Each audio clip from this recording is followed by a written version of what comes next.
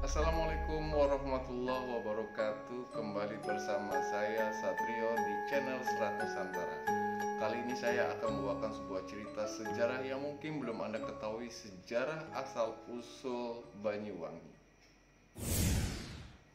Dahulu kala ada sebuah kerajaan yang dipimpin oleh Raja Banterang. Ia memerintah dengan adil dan bijaksana. Suatu saat Raja Banterang pergi berburu dengan beberapa pengawalnya. Tiba-tiba dia melihat seekor kijang melesat melewatinya di dalam hutan.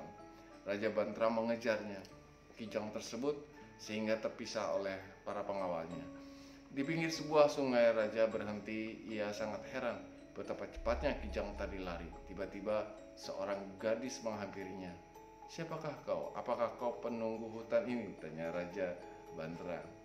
"Namaku Surati Paduka. Ayahku adalah seorang raja dari kerajaan Klungkung. Aku berada di sini karena melarikan diri dari kerajaan musuh ayahku. Ayahku telah gugur dalam medan peperangan mempertahankan kerajaan," kata Surati. Raja Banterang merasa iba. Ia pun memboyong gadis itu ke istana. Tidak lama kemudian mereka menikah. Suatu hari ketika Raja Banterang sedang pergi berburu, seorang laki-laki berpakaian compang-camping mendatangi Surati. Laki-laki itu adalah kakak kandung Surati yang bernama Rupaksa. "Surati, tahukah kamu bahwa suamimu adalah orang yang membunuh ayah kita? Kita harus bekerja sama untuk membalas dendam," kata Rupaksa. Surati menolak keinginan kakaknya. "Tidakkah aku berutang budi kepada Raja Banterang? Ia telah membantuku dan menyelamatkanku." Rupaksa terus memaksa adiknya, tetapi Surati tetap tidak mau melakukannya. Laki-laki itu sangat marah kepada adiknya. Sebelum pergi meninggalkan adiknya, ia melepaskan ikat kepalanya dan memberikan kepada Surati. "Simpanlah ini sebagai cenderamata dariku. Letakkanlah di bawah tempat tidurmu," kata Rupaksa. Raja Banterang yang sedang berburu di dalam hutan tidak mengetahui keadaan tersebut. Di dalam hutan ia bertemu dengan seorang laki-laki berpakaian compang-camping yang berjalan menghampirinya. "Tuanku, Raja Banterang, Paduka saat ini dalam bahaya.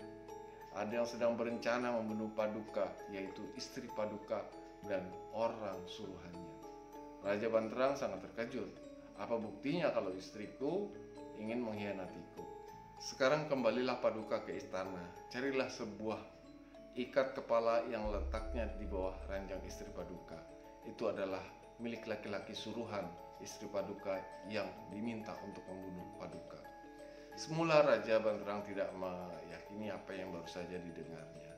Sesampainya di istana, ia mencari ikat kepala yang dikatakan orang tersebut.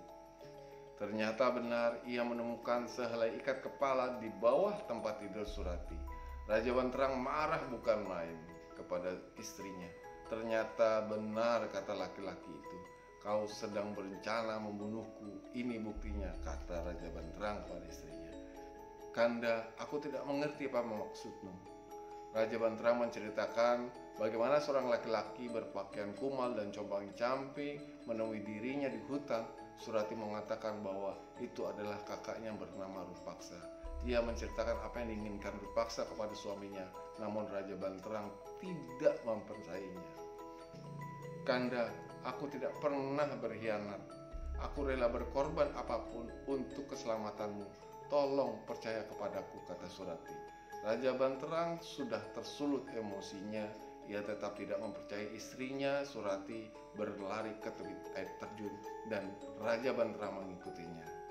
"Kanda, di bawah jurang ini mengalir sungai. Aku akan menyemburkan diri ke air terjun ini. Jika air sungai menjadi jernih dan berbau wangi, berarti aku tidak bersalah. Namun jika air sungai ini berubah menjadi keruh dan berbau busuk, berarti aku bersalah." Surati lalu menyeburkan diri ke dalam air terjun itu. Tak lama kemudian air sungai itu terlihat jernih dan wangi dan harum semerbak. Melihat hal itu, Raja Banterang segera menyadari bahwa istrinya tidak bersalah. "Maafkan aku, istriku. Ternyata kau tidak bersalah," kata Raja Banterang. Namun ia tidak pernah menemukan istrinya. Surati menghilang secara tiba-tiba. Ia sangat menyesal, namun penyesalan tidak berarti. Sejak saat itu tempat tersebut disebut dengan Banyuwangi dengan bahasa yang berarti banyu adalah air, wangi artinya adalah harum. Pesan moral dari cerita asal-usul Banyuwangi ini adalah jangan mudah berprasangka buruk terhadap orang lain sebelum mengetahui kebenarannya. Nah, buat kalian-kalian yang ingin mengetahui cerita sejarah maupun tentang Babat Nusantara, silakan komen, like, dan subscribe. Komen apa yang Anda ingin dengar, sebuah sejarah yang Anda inginkan. Jangan lupa ikuti terus Serat Nusantara. Terima kasih, saya Satrio. Assalamualaikum warahmatullahi wabarakatuh.